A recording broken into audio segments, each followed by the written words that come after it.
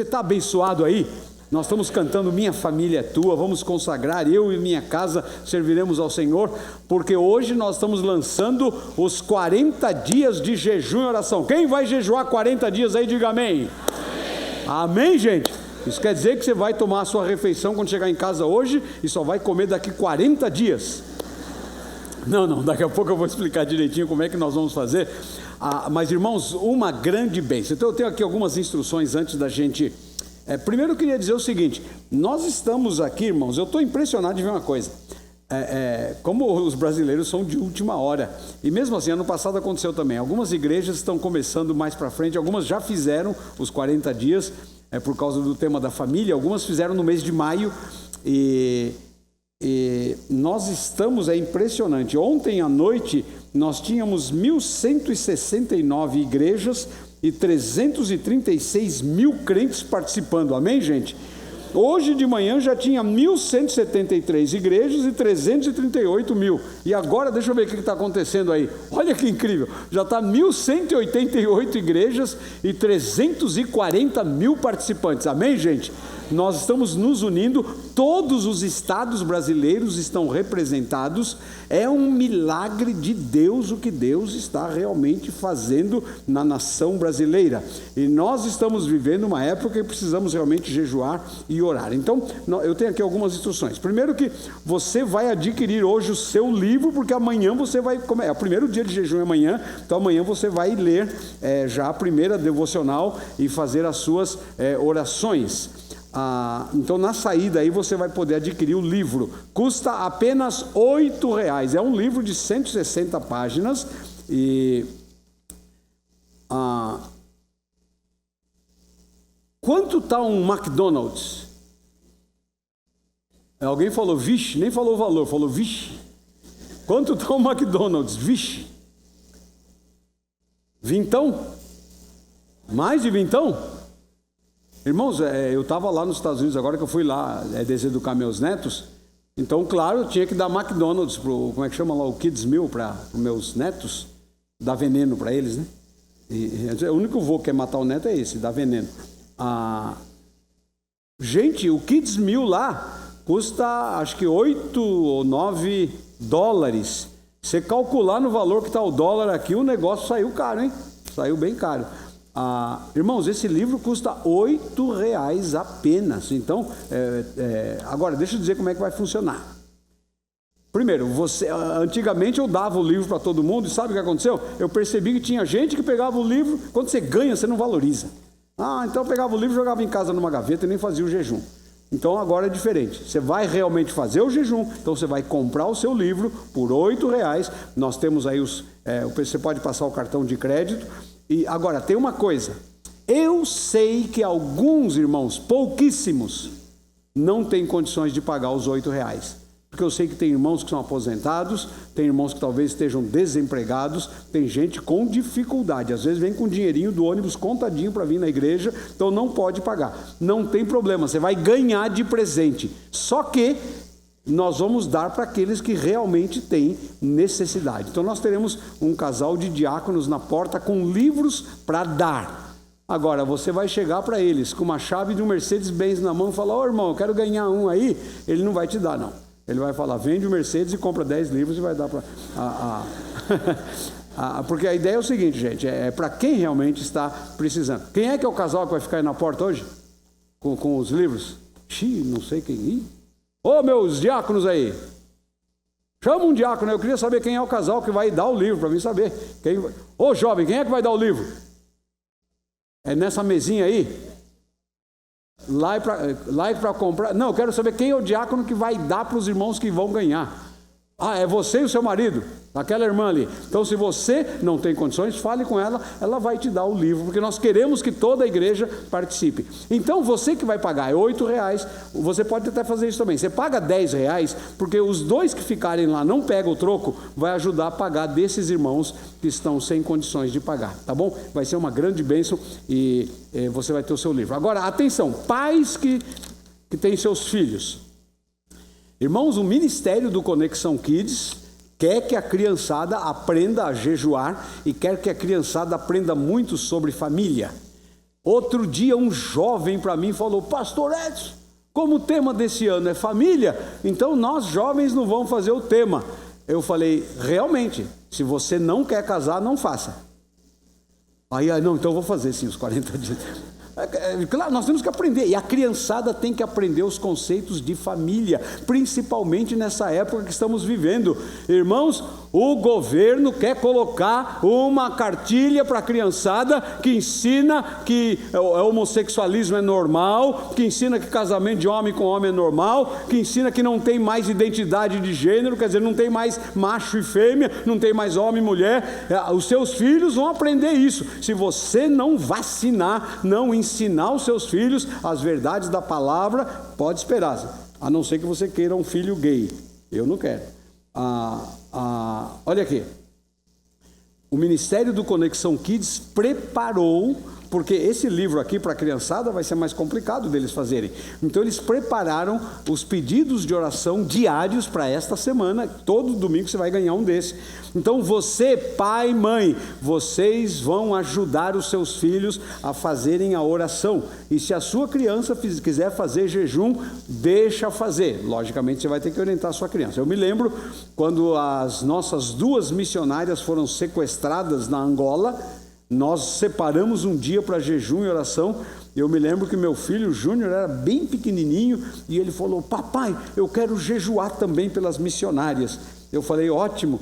Então eu expliquei para ele que jejuar é deixar de comer e tal, né? E foi uma gracinha, irmãos. No dia que nós separamos para a igreja toda jejuar, ele veio comigo e falou: papai, vamos lá. Eu ajoelhei, ele ajoelhou do meu lado, nós oramos, e claro, chegou uma hora que eu falei para a Rutinha: vamos dar o alimento para ele. Mas ele ficou ali um períodozinho orando com o papai, e ele entendeu que ele fez o jejumzinho dele lá, de uma forma ou de outra, e aprendeu. Então veja bem, os seus filhos vão receber esse material. Pai, leve muito a sério e ajude as suas crianças a jejuarem e orarem também nesta semana. Amém? Aqui algumas dicas. A base do nosso jejum é Joel 1, o profeta Joel. O profeta Joel escreveu quando o povo de Israel estava numa situação terrível. Presta atenção nisso, irmãos.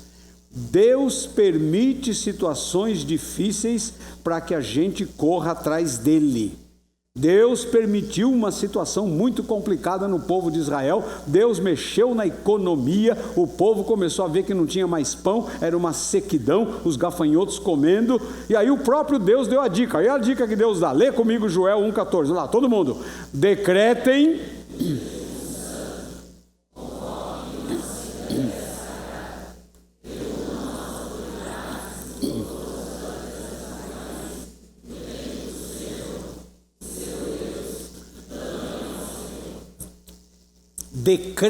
um jejum santo, convoquem uma assembleia sagrada. Irmãos, é uma santa convocação, é Deus chamando a sua igreja para separar 40 dias de jejum e oração. E como eu disse, nós estamos nos unindo com mais de 1.300 igrejas no Brasil todo, que estão orando, jejuando e aprendendo os princípios básicos de família, que daqui a pouco eu vou pregar sobre esses princípios. O segundo texto está em Joel capítulo 2,15, leiam comigo também esse, vamos lá.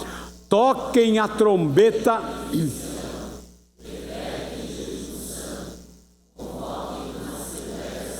Deus mesmo deu a dica para o povo de Israel: busquem a mim que vocês vão ver o milagre acontecendo. É a mesma coisa, irmãos, nós estamos enfrentando uma situação terrível na nação brasileira.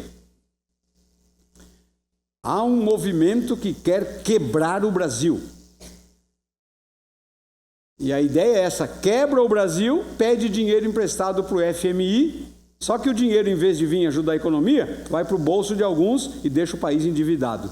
Irmãos, nós temos que orar, repreender essas artimanhas, essa corrupção na nossa nação, trabalhar firme como igreja, e principalmente nessa questão econômica, tem a questão também moral, tem ataques contra a família, tem a questão espiritual, o povo anda longe de Deus. É hora da igreja jejuar e buscar a face do Senhor. Então algumas dicas aqui, sugestões para o jejum: 40 dias apenas com água. Vamos nessa aí? Não se atreva a fazer 40 dias sem comer nada, a não ser que você tenha uma direção muito clara de Deus. É possível fazer. Eu conheço pessoas que fazem. Eu nunca fiz. Conheço pessoas que fazem. Um pastor amigo nosso aqui de Santo André fez. Foi interessante. Na Bíblia tem gente que fez. Então, se Deus dirige, faça. A segunda orientação, que é a que mais corriqueira, que a maioria pode fazer, é tomar apenas uma refeição por dia. Fazer como fazem os muçulmanos no Ramadã. Ramadã é um mês de jejum dos muçulmanos. No mês do Ramadã, os muçulmanos tomam apenas uma refeição às 6 da tarde, ao pôr do sol, e depois ficam sem se alimentar até o dia seguinte.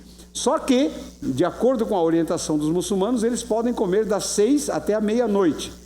E à meia-noite tem que parar de comer. E fizeram uma pesquisa e descobriram que eles comem mais no Ramadã, no jejum, do que porque eles querem fazer a reserva para o dia seguinte. Então começa a comer às 6 e vai até meia-noite. Eu estou falando aqui dos muçulmanos, mas eu fiz isso hoje. Eu vou só contar aqui o meu segredinho. Hoje eu comi doce, irmãos. Oh, glória! Porque agora eu só vou comer doce daqui a 40 dias, então eu comi uns docinhos hoje. Eu estou igual a eles. Então, você pode fazer isso, apenas uma refeição. Durante muitos anos eu fiz assim, apenas uma refeição no final do dia. A outra sugestão seria tirar uma das refeições. Você pode tirar o café, ou o almoço, ou a janta. E não morre não, irmão, você vai ver, vai funcionar e você vai estar separando, consagrando, fazendo esse propósito para Deus. A única dica que eu dou é que vocês como família têm que definir, porque se cada um definir um negócio, vai ser uma confusão para a dona de casa. Então vocês têm que sentar na mesa hoje à noite e definir, olha, nós vamos jejuar isso, ou vamos fazer isso, vamos tirar tal refeição, você vai tirar uma das refeições. A outra dica é tirar algum tipo de alimento. Alguns vão fazer a dieta de Daniel, comer apenas legumes e verduras e não comer carne, por exemplo, nesses 40 dias. Tudo bem, é válido. Alguns jovens vão tirar chocolate, tirar refrigerante. Tem gente que critica, fala, isso não é jejum, pastor Edson. Eu sei que não é. Claro que não é jejum, mas é um propósito que esses jovens estão tomando. Sabe por quê? Jovem estudante, irmãos trabalhadores braçais, não podem fazer um jejum de 40 dias completo, não tem como. Então o que tem que fazer? Se tira alguma coisa, pelo menos eles estão dizendo a Deus, Senhor Deus, eu estou tirando isso porque eu quero separar esses 40 dias para estar com os irmãos. Agora, irmãos, o jejum é apenas uma disciplina espiritual. O que funciona mesmo é a oração. Quer ver? Toca em frente ali, olha lá. Todo mundo leia comigo Jeremias 33:3. Vamos lá. Clame a mim.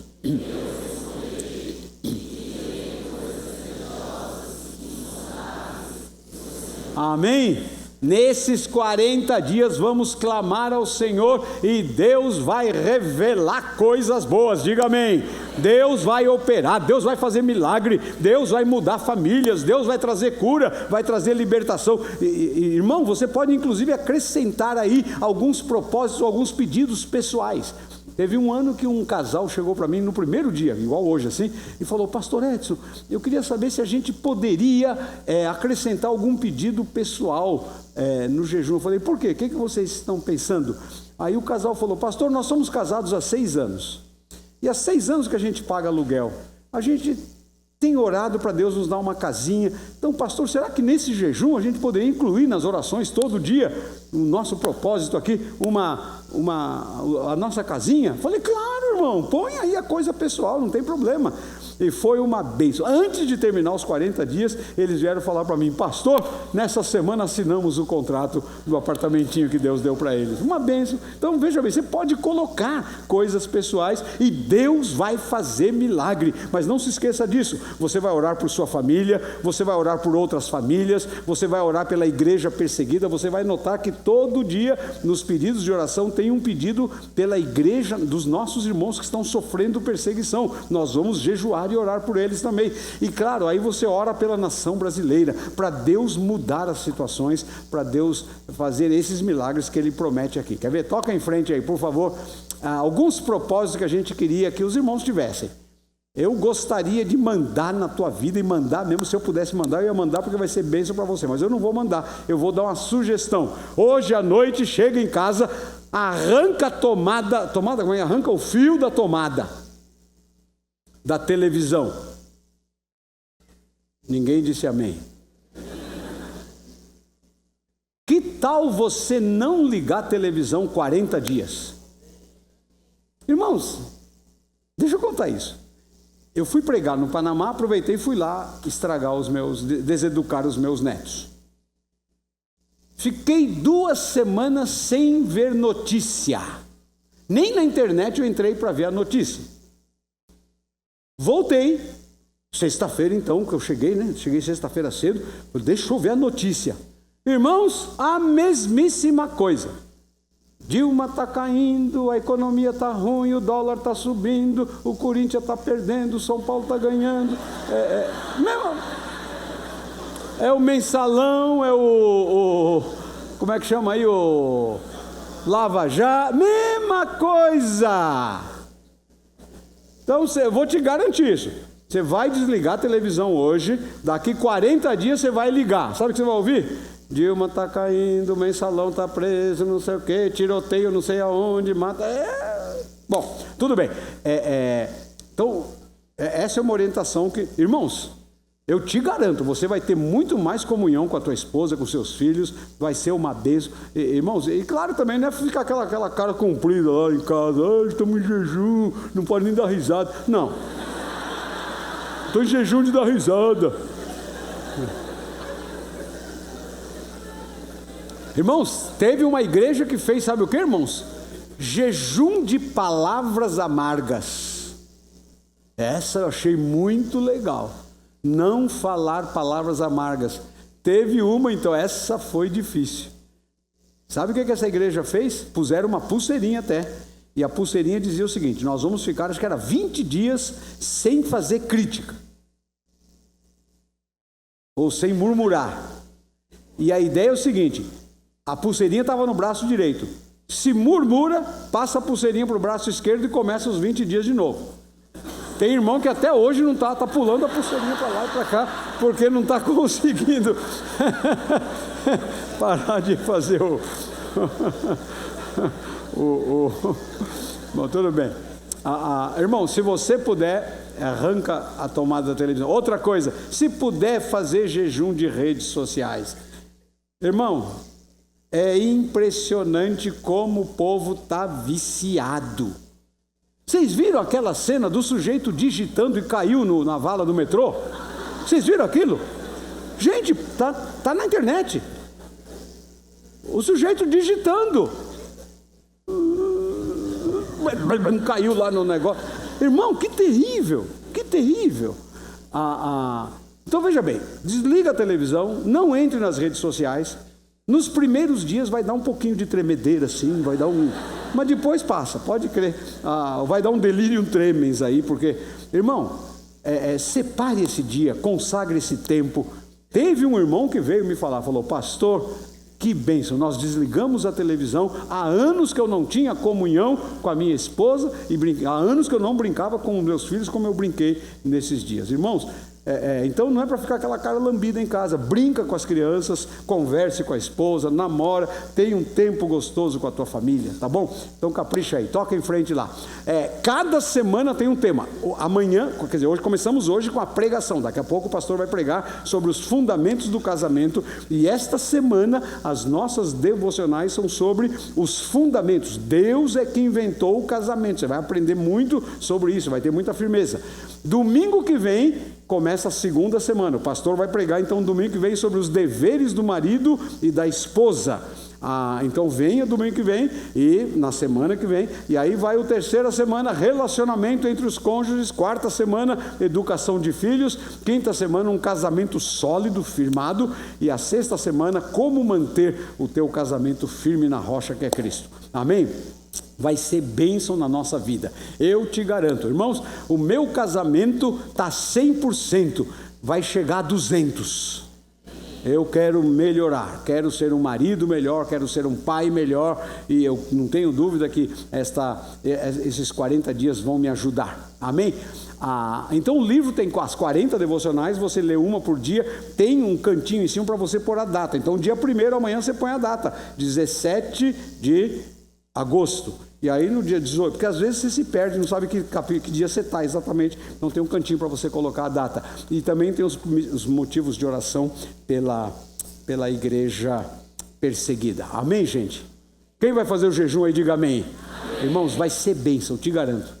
Então tome esse propósito. E também não vai fazer barganha com Deus. Tem gente que acha, olha, então eu jejuo aqui, Deus me dá ali. Não, não é assim não. O jejum é uma disciplina espiritual. É a ideia de você dizer, Senhor Deus, eu estou me unindo ao teu povo aqui nas igrejas brasileiras que estão separando esses 40 dias para a tua honra e glória. Não fique fora do que Deus está fazendo. Deus está fazendo uma coisa linda, então vamos nos unir. São igrejas de diversas denominações.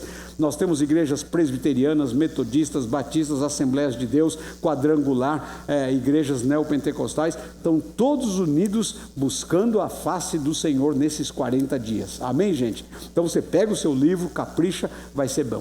O Brasil será transformado. Então, isso aí foi ontem à noite, eu fui no site, tinha 1.169, hoje já tem 1.180 e poucas, e a turma está se inscrevendo ainda, e continue orando para que realmente esse mover de Deus se espalhe para a glória de Deus. Amém?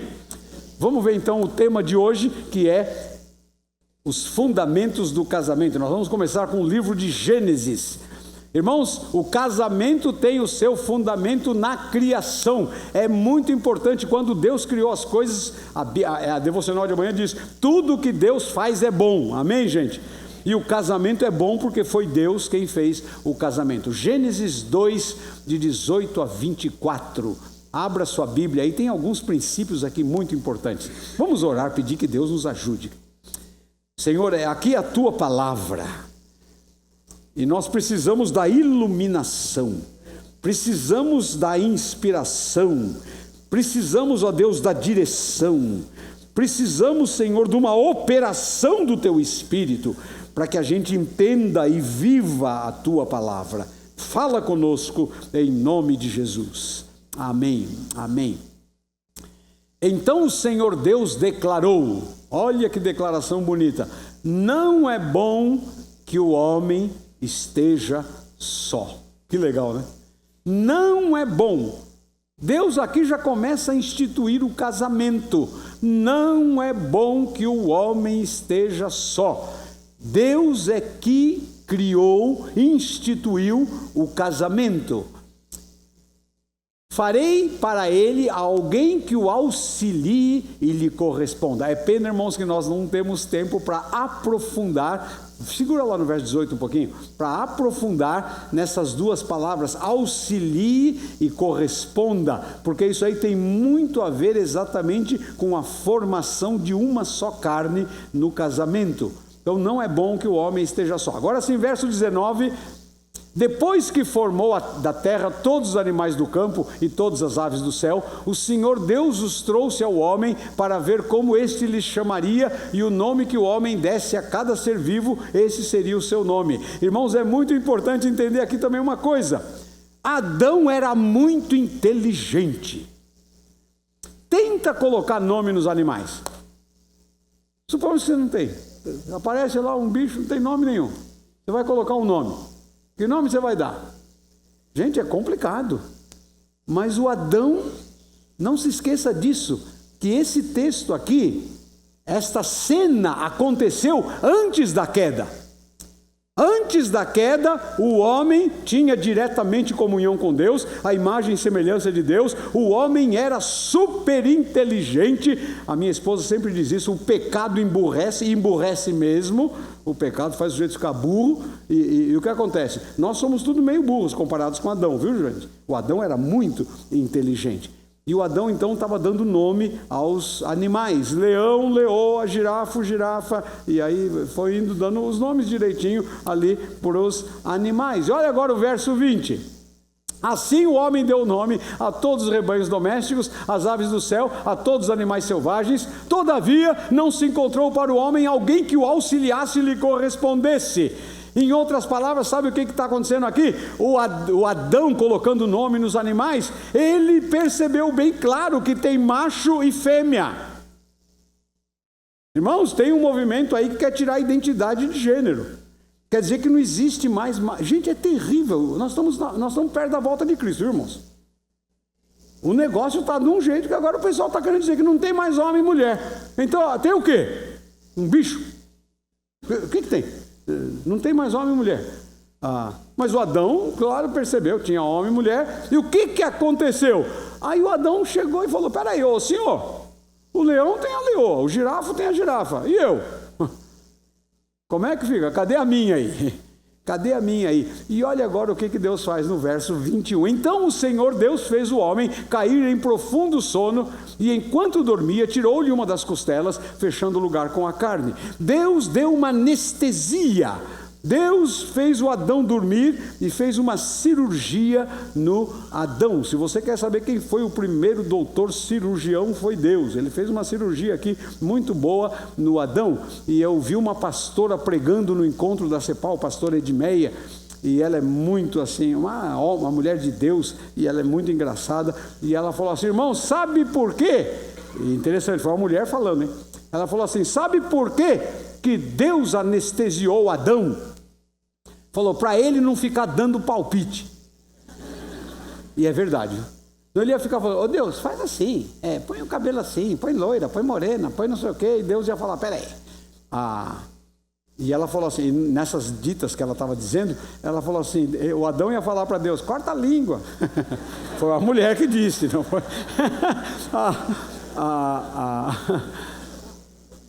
Logicamente, Deus estava fazendo uma cirurgia. E ele tirou, irmãos, aqui tem um princípio importantíssimo. Você mesmo vai entender, quer ver? Como é que Deus formou Adão? Do barro. Fez um boneco de barro e soprou. Agora, Eva não foi assim. Aqui tem um princípio do casamento muito sério. A mulher foi tirada da costela do homem. Não me pergunte, por favor, como era a anatomia de Adão antes dessa cirurgia. Se ele tinha um lombo grandão aqui, ou se ele tinha alguma coisa, eu não sei. A Bíblia não fala nada, mas a Bíblia diz que Deus tirou. Isso aqui é importante para entender. Por isso que... olha a frase de Adão, olha o 22. Com a costela que havia... Não, fica no 22 lá, por favor. Volta lá. 22. Aí. Com a costela que havia tirado do homem, o Senhor Deus fez uma mulher e a levou até ele. Amém, gente? Deus fez a mulher, e quem deu a Eva para o Adão? Você pode, homem que está aqui solteiro, falar, Senhor, cadê a minha Eva? E você, moça solteira, Senhor, cadê o meu Adão? E tem que ser crente, senão não é Deus que está te dando, não. Tá bom? Tem que ser de acordo com a Bíblia, no Senhor. E olha agora o verso 23. Olha o que o Adão fala. Então o homem disse, esta sim, osso dos meus ossos, carne da minha carne. Eva foi criada de uma forma especial para o casamento. Ela será chamada mulher porque foi tirada do homem. Quando Deus fez a mulher, Deus já estava pensando exatamente nesta união conjugal que é abençoada por Ele para a procriação e para a manutenção da vida humana aqui na terra. E aí entra o verso 24. Todo mundo vai ler comigo o 24. Vamos lá. Por essa razão...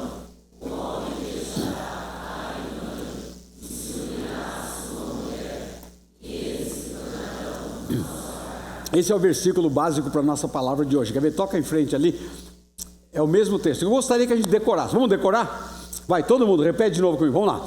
Por esta razão... o homem deixará pai e mãe, e se unirá à sua mulher, e eles se tornarão. Agora só a turma aqui do auditório superior. Vamos lá.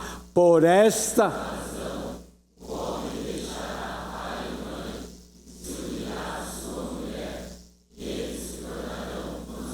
Agora só a turma de baixo. Por esta razão, o homem deixará pai e mãe, e se unirá à sua mulher, e eles se tornarão uma só carne. Decorou?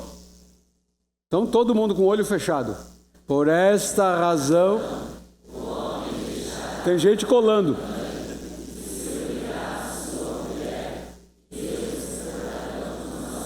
Teve gente colando aí. Irmãos, aqui está o fundamento do casamento. Esse texto, Deus está falando em Gênesis 2:24, na criação. Depois Jesus Cristo explicando, daqui a pouco nós vamos ler o texto sobre divórcio e novo casamento, ele repete o mesmo texto, e depois o apóstolo Paulo, instruindo a família em Efésios, repete o mesmo texto. Esse texto é fundamental, por isso nós estamos chamando de os fundamentos do casamento. Então nós vamos ver 3 questões básicas nesse texto: deixar pai e mãe, se unir à mulher e ser uma só carne. Primeiro, então, o homem deixará pai e mãe. A ideia aqui é a ideia da separação. Tem que sair da casa. E, se possível, morar bem longe dos pais. Meu filho mais velho aprendeu isso de uma forma tal que ele vive a 5.000 milhas longe de mim, para mim não me meter na vida dele. Mas na semana passada eu fui lá me meter na vida dele.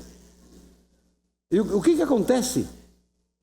Esta separação é fundamental, ela é básica. Por quê? Porque está se formando uma nova unidade, uma nova célula familiar.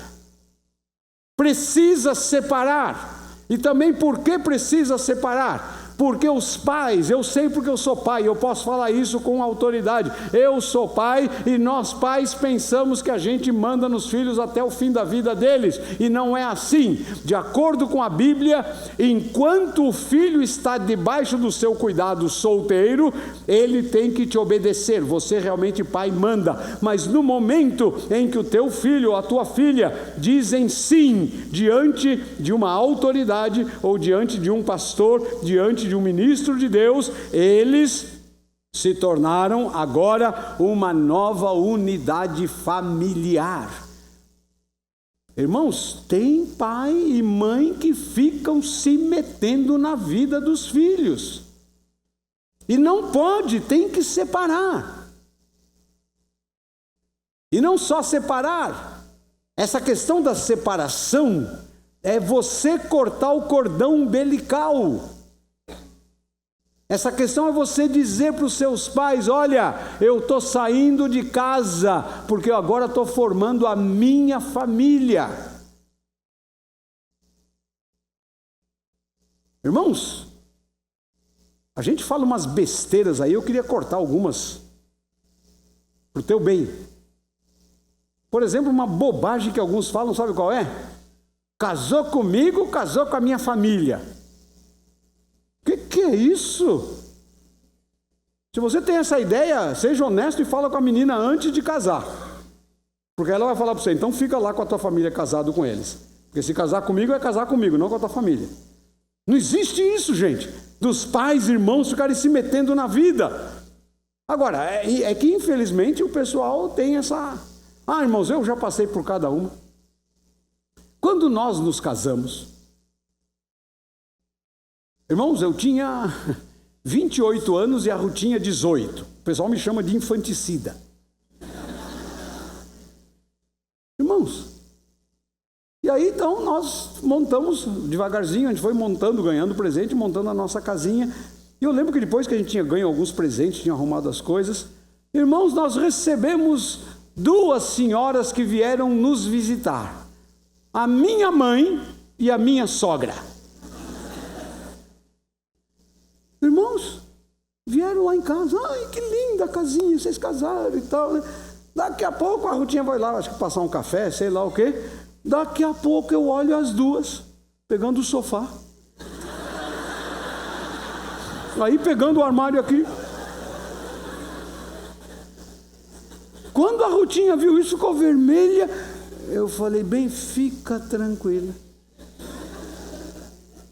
Espera que daqui a pouco eu vou despedir as irmãs. Tomaram o cafezinho e as 2 parecia aquelas que tinham casado. Ai, que maravilha, como ficou lindo, blá, blá, blá, blá, blá, blá, blá. Aí a Rutinha serviu o cafezinho. Aí eu despedi em paz as suas servas. Quando elas foram embora, Lá vai eu e a Rutinha. Volta tudo para o lugar, onde é que estava. Irmãos, eu entendo minha mãe, eu entendo minha sogra, como eu me entendo. A nossa tendência é realmente ficar dando palpite e nos metendo na vida dos nossos filhos casados, mas isso é ir contra a palavra de Deus. No momento em que meu filho disse sim no altar, ele formou a família dele. Claro que eu posso ajudá-lo, claro que ele me pede às vezes orientação, claro, ele é meu filho, mas irmãos, ele tem a vida dele do jeito que ele quer. E eu não posso me meter. Por isso aí tem o princípio também do respeito. Os pais têm que respeitar a nova família. Irmãos, já repararam? Outro dia eu reparei, ninguém mais quer que eu faça o casamento aqui na igreja. Sabe por quê? Porque na hora do casamento eu falo, cadê os pais da noiva aí? Cadê os pais do noivo? Eles olham, aqui, não se metam na vida deles. Então eles falam, não quero que esse pastor faça o casamento. E eu falo mesmo, porque é o que a Bíblia diz, eles vão deixar a casa. Os filhos não têm mais nenhuma responsabilidade com seus pais, a não ser que os pais entrem numa situação complicada. Aí, claro, os filhos devem ajudar os pais, mas sem perturbação da segurança do lar. Marido, você é o responsável, você vai aprender isso domingo que vem. Você é o responsável por sua esposa, você tem que amá-la, você tem que protegê-la. Eu vou contar uma experiência que nós tivemos, que eu tive, aí foi mais eu e a Rutinha, em relação ao meu pai. Meu pai, gente, eu amo demais meu pai, um homem de Deus, um homem sério, mas é meu pai. Então o que acontece? Ele achava que mesmo depois que eu casei, que ele podia ficar se metendo na minha vida. Acho que ele não tinha lido muito esse texto. E olha que meu pai lia a Bíblia, hein? E o que aconteceu? Acontece que meu pai, ele foi um pastor baptistão, com P, hein? Baptistão. Um homem de Deus, uma joia. E a minha mãe foi uma esposa de pastor baptistona, com P também. Então o que acontece? A minha mãe, dona Débora, tocava piano, pregava, dirigia a União Feminina, dirigia o coral da igreja. Era tremenda minha mãe. E agora eu caso com a Rutinha, uma menina de 18 anos. A Rutinha precisou fazer um tratamento comigo, né, bem? Para tirar alguns traumas. Porque imagina ela com 18 anos, gente. Aqui antes do casamento teve a tal da cerimônia da Bíblia Branca. Aí vem a nossa querida irmã Dona Lázara, que é uma joia. A Dona Lázara me carregou no colo, para vocês terem uma ideia. E a Dona Lázara, ela é diretora da União Feminina, então ela foi fazer a entrega da Bíblia Branca para a noiva. Agora imagina, ela pega a Rutinha, uma menina de 18 anos, ela entrega a Bíblia e no final ela fala assim para a Rutinha, agora você é uma das nossas. A Rutinha teve um trauma, né? Porque acontece o seguinte, teve um dia... Bom, depois que a gente casou, um domingo eu almoçava na sogra e um domingo na minha mãe. Um na sogra e um na minha mãe. E foi uma boa economia que a gente fez, né? Mas teve um domingo, almoçamos na casa do meu pai. E aí fomos para casa, depois do almoço. E aí eu vi que no caminho para casa, eu vi que a Rutinha estava com um semblante triste, uma lagriminha. Falei, bem, o que foi? Como toda mulher, o que ela falou? Nada. Aí eu falei, bem, você sabe que você não vai me enrolar. O que está acontecendo? Aí ela não queria, ela falou, não, bem, eu não quero falar, porque, claro, ela estava preocupada que era meu pai. Mas aí eu falei, bem, você tem que falar. Ela falou, não, teu pai. Eu falei, o que meu pai fez? Ela falou assim, olha, toda vez que a gente vai lá, ele me chama num canto, e ele fica falando para mim que eu tenho que ser isso, que eu tenho que fazer isso. Veja bem, eu conheço meu pai. As intenções do meu pai eram lindas, eram joia. Só tem um problema. Ele estava quebrando um princípio. E veja bem, eu tenho que proteger a minha esposa, não meu pai. Eu poderia chegar e falar para a Rutinha, não, é isso aí mesmo, ele é o liberinão, ele sabe o negócio, você tem que obedecer. Não. Lá em casa tem homem, eu sou o líder da minha casa. Cheguei em casa, deixei a Rutinha, falei, entra aí. Daqui a pouco eu chego. Peguei o carro, voltei na casa do meu pai. Cheguei lá, falei, papai, eu queria falar com o senhor. Falei, pois não, meu filho. Eu falei, papai, na minha casa mando eu. Falei, papai, tem homem lá em casa. A minha esposa, quem cuida, sou eu. E o que foi, meu filho?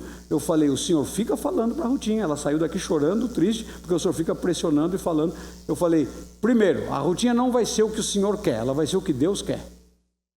Eu falei, segunda coisa, se nós queremos conviver bem, se o senhor tiver alguma sugestão para a Rutinha, o senhor vai falar comigo e deixa que se eu aceitar a sua sugestão, eu vou falar com a Rutinha. Eu falei, senão nós não vamos viver bem. Senão eu não venho mais aqui na sua casa, porque eu não vou expor a minha esposa a isso. Não, meu filho, eu só queria ajudar. Eu falei, papai, eu sei da sua intenção. Eu falei, mas por favor, a partir de hoje, se o senhor tiver alguma sugestão sobre a Rutinha, o senhor fala comigo e eu falo com ela. Irmãos, não teve sugestão nenhuma, nunca falou mais nada, nunca mais perturbou a Rutinha nesse sentido, e nós convivemos muito bem. Mas eu tive que tomar decisão diante do meu pai, que eu respeitava muito e amava, mas a essa altura eu tenho que proteger a minha esposa. Então tem muito marido que às vezes a família fica aí se metendo e ele fica ali aceitando, não, e daí fala para a esposa, você tem que aguentar isso aí. Não, não é assim não. Não é assim não, seja firme. E outra, você não vai perder a tua família. Se eu for firme com meu pai, com a minha mãe, eles nunca mais vão. Não. A minha norinha estava contando de um casal que recém-casados e a nova esposa tinha alergia. Então, o filho e a mãe, a sogra dela, tinha um cachorrinho. E eles vinham lá em casa. Então o filho ligou e falou para ela, mãe, quando a senhora vier, não traga o cachorrinho, porque ela tem alergia. Tá bom? Tá. Tocou a campainha, tá com o cachorrinho lá. Sabe aquele negócio de quando substitui o filho por um cachorrinho? Fica, só falta dar de mamar para o cachorrinho. Aí o filho, ainda bem que aquele filho sabia a Bíblia, tomou posição e defendeu a filha. Ele falou, mamãe, eu não disse para a senhora que ela tem alergia? Não, mas você é meu filho, é minha casa, não sei o quê. Aí ele falou para a mãe, mamãe, a senhora entra, o cachorro não. Aí a mãe saiu batendo o pé, me mandou embora. Não, mandei embora o cachorrinho. A senhora é muito bem-vinda. Mas criou um conflito por causa disso. Agora, porque os pais não estavam respeitando a nova unidade familiar. Então, aqui tem algumas posições. Primeiro, você que é pai, não se meta na vida dos filhos. E você que é filho, não permita que os seus pais se metam na sua vida. Seja firme e fica tranquilo. Vai ter bico por 1 ou 2 dias, mas depois vai acertar a coisa. Tá bom? Porque algumas mães querem mandar, alguns pais querem continuar mandando nos filhos. Eu sei porque eu sou pai. A minha tendência, irmãos, é me meter na vida do meu filho. Por exemplo, eu fui lá agora, fiquei 2 semanas lá. E eu vi algumas coisas que ele faz, e eu já penso assim, eu não faria assim. E a minha tendência era falar para ele, Júnior, eu faria. Não, gente, eu tenho que aprender a respeitar. Ele está lá em outra cultura, ele sabe o que está fazendo, ele dirige a família dele do jeito que ele quer. Nós temos que aprender isso. Eu sei que às vezes é difícil, mas temos que fazer. Então, o princípio da separação, deixa pai e mãe. Segundo princípio, se une à sua mulher. Aqui está se referindo à união sexual. Irmão, sexo é uma bênção, Deus criou o sexo. Tem gente que acha que sexo é errado fora do casamento, mas dentro do casamento o sexo é uma bênção de Deus. Deus nos criou com os nossos impulsos sexuais, e aqui fala, o homem então se unirá à sua mulher. A palavra para se unir na língua hebraica é a palavra para colar. Realmente se unir, é grudar, é agarrar. Agora aqui está o princípio: osso dos meus ossos, carne da minha carne. Na hora que você diz sim, irmãos, no mundo espiritual acontece algo tremendo na questão da união sexual, porque os dois se formam uma só carne, como diz a Bíblia. Então a questão sexual é legítima. O sexo é a demonstração física do amor. O jovem arruma a namorada: eu te amo para lá, eu te amo para cá. Fica noivo: eu te amo para lá, eu te amo para cá. Quando casa, aí sim, legitimamente, ele vai demonstrar, ou ela vai demonstrar, o amor na união sexual. E nessa união, eles estão formando uma só carne. O sexo é abençoado por Deus dentro do casamento. Então, o sexo é bênção de Deus. Segunda coisa, o sexo é o instrumento de Deus para a procriação. Como resultado do amor, da união sexual, vêm os filhos. E Deus quer que venham os filhos. Filho é bênção, filho é herança do Senhor, diz a Bíblia. E Deus mesmo mandou Adão e Eva: cresçam, se frutifiquem, multipliquem-se e encham a terra. Essa é a ideia de Deus. Deus quer que a gente tenha filhos, porque mantém assim a sociedade, mantém assim a humanidade. Então, o sexo é uma bênção de Deus. Agora, tem uma questão muito séria. Dá uma olhada no próximo texto. Leiam comigo, por favor, Hebreus 13, 4. Vamos lá, todo mundo. O casamento...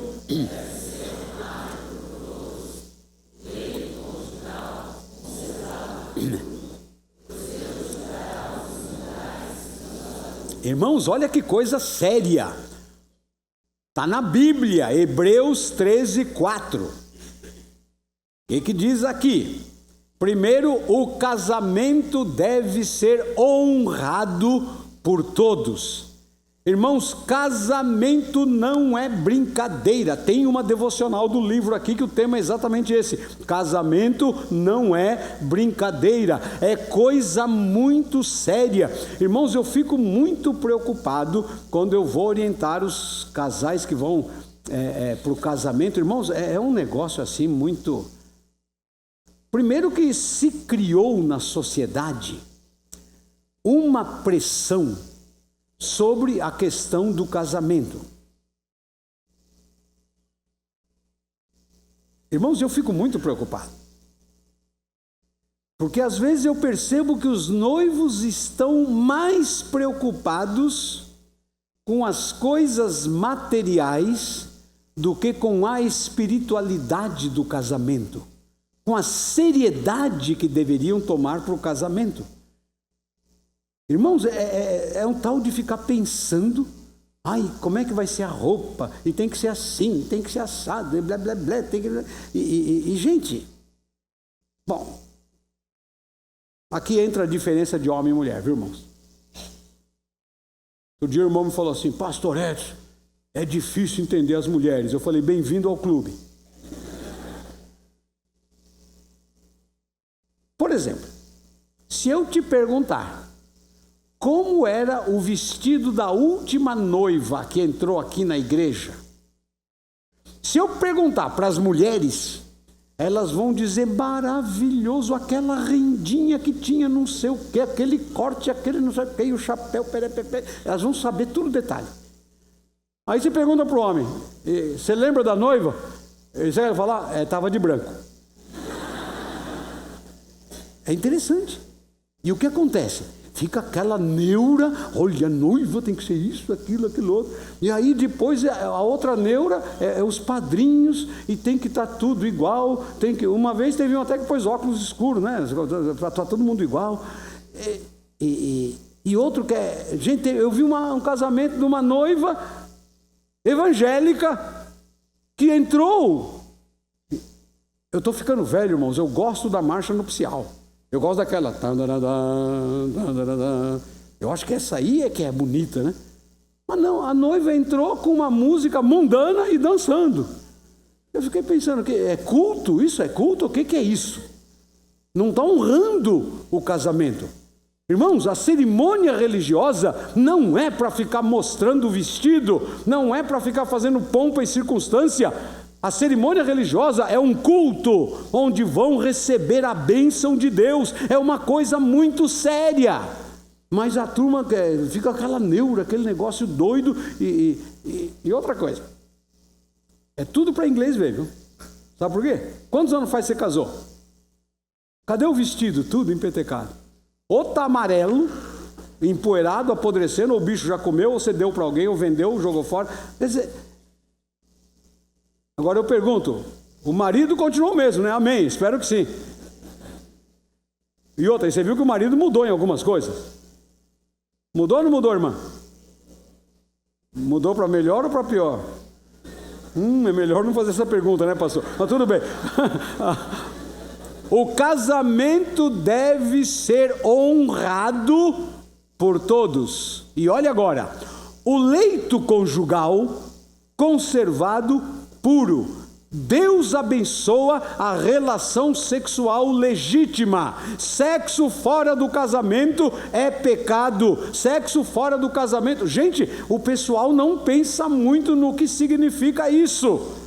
Quando você começa a aprender que Deus tirou a mulher da costela do homem, ela é agora osso dos meus ossos, carne da minha carne. Quando Deus te trouxe a sua Eva, a sua esposa, vocês se formaram uma só carne. Na relação sexual, isso é legitimado. Então isso tem que ser com pureza e com santidade. Então, meu jovem, guarde-se para sua esposa. Minha jovem, guarde-se para o seu futuro marido. Não tenha relação sexual com qualquer um fora do casamento, porque o apóstolo Paulo, orientando a igreja em 1 Coríntios 7, ele diz uma palavra muito séria e pesada: aquele que se une a uma prostituta se faz uma só carne com ela. É uma coisa muito séria. Na época do apóstolo Paulo havia o Império Romano, e o Império Romano era cheio de libertinagem, cheio de prostituição, era igual Sodoma e Gomorra. Agora veja bem, quando você se une sexualmente com uma mulher que às vezes você nem conhece, nem sabe quem é, de acordo com a Bíblia,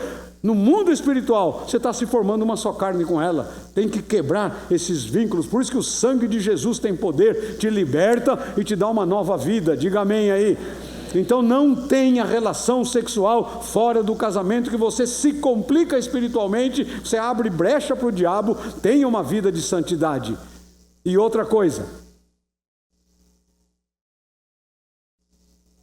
conserve puro o leito conjugal.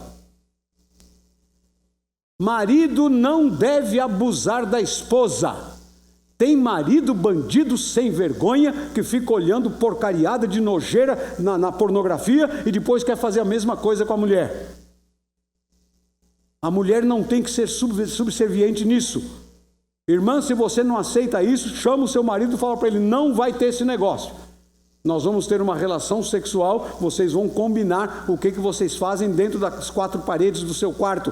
Tranca o seu quarto e dentro daquelas 4 paredes vocês vão ter relações sexuais dignas, santas, limpas, puras, como diz a palavra de Deus. E vocês vão definir como vocês querem ter essas relações sexuais. Mas você não tem que ter nenhum abuso ou ter relação sexual de forma que não é anormal. Lá em Romanos, o apóstolo Paulo exorta que não pode mudar o costume natural. Deus criou, e criou muito bem criado, o sexo para o marido e a mulher no leito conjugal, que deve ser conservado puro. E olha agora o final do verso: pois Deus julgará.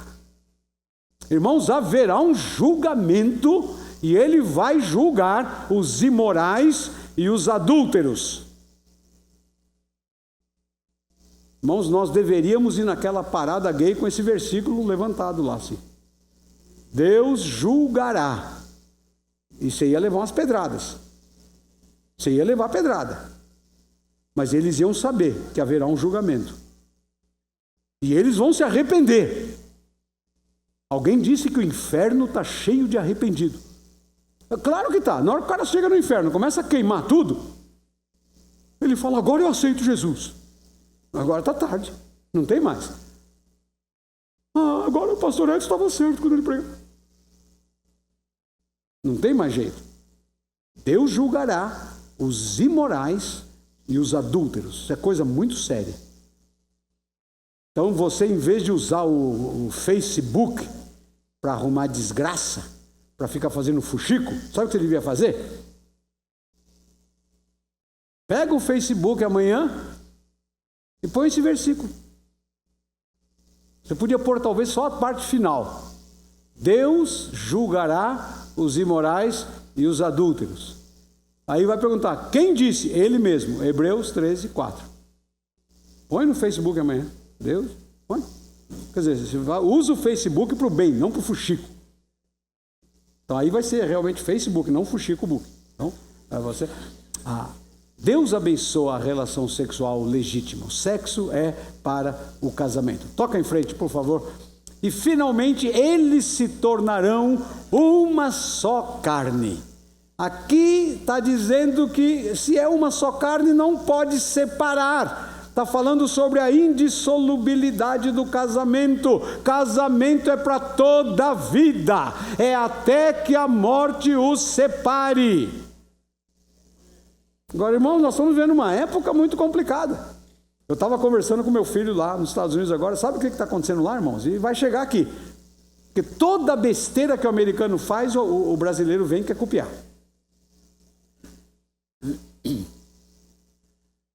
Sabe o que eles estão fazendo nos Estados Unidos? Estão fazendo projetos ainda. E sabe qual é o projeto? De colocar data no casamento. O casamento, vocês sabem já que é um contrato, só que é um contrato vitalício. Eles estão agora querendo colocar data. Então o casal vai casar, o juiz pergunta, por quanto tempo vocês querem ficar casados? Então eles falam, vamos fazer uma experiência de 1 ano. Aí assina um contrato, 1 ano. Quando terminou esse 1 ano, os dois estão livres.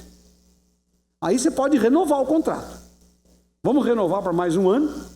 Aí o sujeito olha para a mulher assim, ele falou, nesse 1 ano ela mudou, hein? E tem uma colega da escola lá que está mais bonita que ela. Não, então eu não vou renovar com essa não, vou fazer um contrato com aquela outra lá. E nós vamos virar um bando de animais no curral. Terrível. Esperem que vai chegar isso aqui, logo, logo. Do jeito que está caminhando a coisa. Por isso que eu estou dizendo, a volta de Cristo está aí pertinho, hein? Amém? Você se prepara para a segunda vinda de Cristo.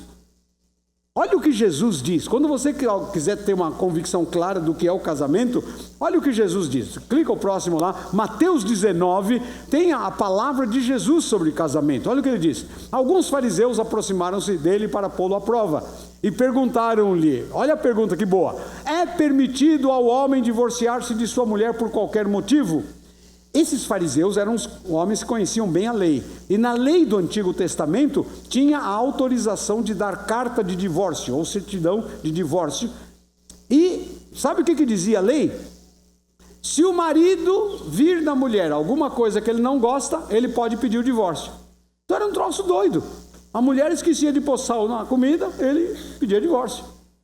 Então eles agora vieram perguntar, Senhor Jesus, o que o Senhor diz desse negócio? Então no verso 6... Verso 4, ele responde, vocês não leram que no princípio, lá em Gênesis, o Criador os fez homem e mulher? A palavra homem e mulher aqui, e também no Gênesis, no hebraico, é a palavra macho e fêmea. Deus fez macho e fêmea, verso 5, e disse, por essa razão, deixa o homem, seu pai e sua mãe, se unirá à sua mulher, e os dois se tornarão uma só carne. Veja agora o 6. Assim, eles já não são dois, mas sim uma só carne. Diga amém aí. Quando você casa, os dois viram um. Portanto, o que Deus uniu, não separe o homem. Irmãos, Deus está dizendo bem claro, Jesus está dizendo, o que Deus une, ninguém separe. Os dois se tornaram uma só carne. Agora, hoje em dia, o negócio faz o contrato. Quando você faz um contrato de casamento por 1 ano, você fala, eu não sou uma só carne com ela, não, eu estou na minha aqui, eu estou na boa. Deu 1 ano, aí eu já vou partir para outra, faço contrato com outra aí, eu sei lá. Verso 7, perguntaram eles, então por que o Moisés mandou dar carta de divórcio, certidão de divórcio à mulher e mandá-la embora de casa? E olha a resposta de Jesus no verso 8. Jesus respondeu, Moisés permitiu que vocês se divorciassem de suas mulheres. Por quê?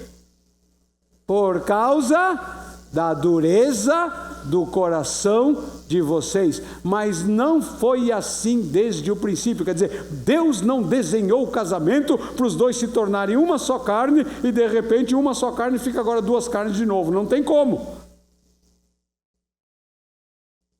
Irmãos, tem alguns pastores que na hora do juramento estão tirando essa parte até que a morte os separe. Acho que é por isso que não estão me chamando mais para fazer casamento também. Porque eu falo, é muito sério, é para a vida toda. Quando eu dou orientação pré-nupcial, quando eu faço o curso pré-nupcial, a Rutinha e eu fazemos com os casais, a gente faz muito claro, ó, tá afim de entrar nessa? É para a vida inteira, hein? É melhor pensar bem. Melhor não casar. Ou se vai casar, casa para a vida inteira. Olha o verso 9. Eu lhes digo que todo aquele, Jesus está dizendo aqui, todo aquele que se divorciar da sua mulher, exceto por imoralidade sexual, e se casar com outra mulher, estará cometendo adultério. A única abertura que parece que Deus está dando aqui, que o Senhor Jesus está dando, é no caso de imoralidade sexual. Tem uma tradução que diz fornicação. A palavra na língua original é a palavra porneia, que daí vem a questão pornográfica, ou pornô vem daí de porneia, que é exatamente imoralidade sexual. Nesse caso, parece que existe uma liberação do Senhor. Mas, aqui entra um princípio importante. O princípio do perdão, o princípio do amor, o princípio do compromisso. Meus irmãos, Deus é poderoso. Esse pessoal que fica querendo se divorciar é porque não crê em Deus. Ou então o Deus deles é tão pequenininho que não tem poder para consertar o seu casamento. Deixa eu dizer uma coisa para você. Se o teu Deus não tem poder para consertar o teu casamento, desista desse Deus. Agora, o Deus que eu conheço, o meu Deus, Ele é poderosão, Ele conserta, Ele restaura, Ele faz milagre, Ele restaura o amor, restaura a relação, Ele perdoa, Ele faz tudo novo, aleluia. Toca em frente. Todo mundo comigo de novo, vamos lá, leia comigo. Por essa razão...